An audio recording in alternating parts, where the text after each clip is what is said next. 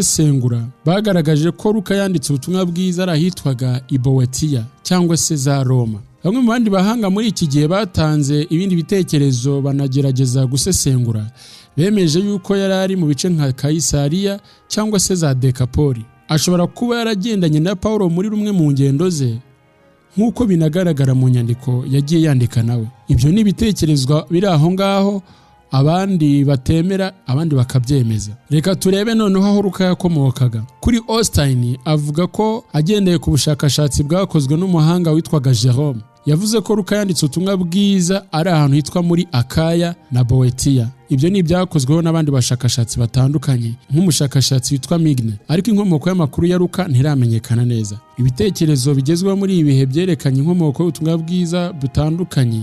Nk'umushakashatsi witwa Pluma yanditse urutonde rukurikira, yagaragaje ko igihe Paulo yari afungiye i Roma